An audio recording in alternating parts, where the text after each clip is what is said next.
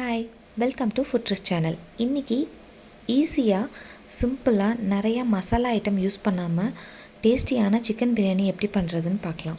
அதுக்கு நான் 2 பெரிய வெங்காயத்தை நீட்டமாக கட் பண்ணி வச்சுருக்கேன். 3 மீடியம் சைஸ் டொமேட்டோ எடுத்திருக்கேன். அதுக்கப்புறம் 1/2 லெமன், 4 பச்சை மிளகா, 1 கை கொத்தமல்லி, 1 கை புதினா. இன்றைக்கி நான் ரெடிமேட் இஞ்சி பூண்டு பேஸ்ட் எடுத்திருக்கேன். உங்கள்கிட்ட வீட்டிலே ப்ரிப்பேர் பண்ணுறது இருந்துச்சுன்னா அதை நீங்கள் யூஸ் பண்ணிக்கலாம். அதுக்கப்புறம் 4 ஸ்பூன் கர்ட், கீ, சீரக சம்பா ரைஸ், அதுக்கப்புறம் சால்ட், அப்புறம் சிக்கன். இப்போது நான் இது குக்கரில் பண்ண போகிறேன். ஒரு குக்கர் எடுத்து வச்சு அதில் 2 ஃபுல் ஸ்பூன் கீ ஆட் பண்ணிக்கிறேன். கீ நல்லா உருகின உடனே நான் 4 ஸ்பூன் கடலெண்ணெய் யூஸ் பண்ணியிருக்கேன். எண்ணெயும் நெய்யும் நல்லா காஞ்ச உடனே பட்டை, கிராம்பு, பே லீஃப், ஏலக்காய், கல்பாசி எல்லாத்தையும் நான் உள்ளே ஆட் பண்ணிக்கிறேன். உங்கள்கிட்ட ஜாதி பத்திரி இருந்துச்சுன்னா அதையும் ஆட் பண்ணிக்கோங்க. நான் இன்றைக்கி அதை ஆட் பண்ணல, ஏன்னா அது பிரியாணியை சாப்பிட்றப்போ அதோட டேஸ்ட் வந்துட்டு கசக்கும், அதனால் நான் அதை ஆட் பண்ணல. இது எல்லாத்தையும் நான் உள்ளே ஆட் பண்ணக்கப்புறம் நான் கட் பண்ணி வச்சுருக்க வெங்காயத்தையும் உள்ளே ஆட் பண்ணி நல்லா வெங்காயத்தை வேகிற வரைக்கும் நான் உள்ளே நல்லா மிக்ஸ் பண்ணி விட்டுக்கிறேன். வெங்காயம் நல்லா கோல்டன் ப்ரௌன் ஆகிற வரைக்கும் நல்லா மிக்ஸ் பண்ணி விட்டுக்கிறேன். வெங்காயம் கோல்டன் ப்ரௌன் ஆனதுக்கப்புறம் நான் எடுத்து வச்சுருக்க பச்சை மிளகாவை லைட்டாக கீறி நான் உள்ளே ஆட் பண்ணிக்கிறேன். பச்சை மிளகாய் எல்லாமே எண்ணெயில் வெடிச்சிரும், அதனால் லைட்டாக கீறிக்கிறேன். அதுக்கப்புறம் நான் எடுத்து வச்சுருக்க கொத்தமல்லி, புதினாவும் உள்ளே ஆட் பண்ணி நல்லா மிக்ஸ் பண்ணி விட்டுக்கிறேன். நல்லா மிக்ஸ் பண்ணி விட்டக்கப்புறம் நான் கட் பண்ணி வச்சுருக்க தக்காளியும் உள்ளே ஆட் பண்ணி அதையும் நல்லா மிக்ஸ் பண்ணி விட்டுக்கிறேன். தக்காளி ஆட் பண்ணக்கப்புறம் நான் எடுத்து வச்சுருக்க இஞ்சி பூண்டு பேஸ்ட் 2 ஸ்பூன் ஆட் பண்ணிக்கிறேன். நான் இன்றைக்கி அரைப்படி சீரக சம்பா ரைஸ் எடுத்துருக்கிறதுனால 2 ஸ்பூன் இஞ்சி பூண்டு பேஸ்ட் ஆட் பண்ணிக்கிறேன்.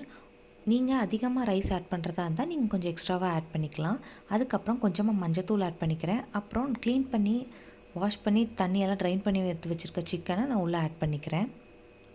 சிக்கன் எல்லாத்தையும் உள்ளே ஆட் பண்ணக்கப்புறம் நான் அந்த மசாலா கூட நல்லா மிக்ஸ் பண்ணி விட்டுக்கிறேன். நல்லா மிக்ஸ் பண்ணி விட்டக்கப்புறம் எடுத்து வச்சுருக்க கேர்டை நான் உள்ளே ஆட் பண்ணி அதையும் நல்லா சிக்கன் கூடயும் மசாலா கூடயும் மிக்ஸ் பண்ணி விட்டுக்கிறேன். அதுக்கப்புறம் கொஞ்சமாக சில்லி பவுடர் ஆட் பண்ணிக்கிறேன். அதுக்கப்புறம் வீட்லேயே ப்ரிப்பேர் பண்ண பிரியாணி மசாலாவை நான் உள்ளே ஆட் பண்ணிக்கிறேன். இந்த பிரியாணி மசாலா எப்படி ப்ரிப்பேர் பண்ணுறதுங்கிற ரெசிபி வேணும்னா கீழே கமெண்ட் பண்ணுங்கள், நான் அதோட ரெசிபியை ஷேர் பண்ணுறேன். இப்போ நான் ஆட் பண்ணியிருக்க மசாலா எல்லாத்தையும் உள்ளே ஒன்றா ஆட் பண்ணி நல்லா மிக்ஸ் பண்ணி விட்டுக்கிறேன்.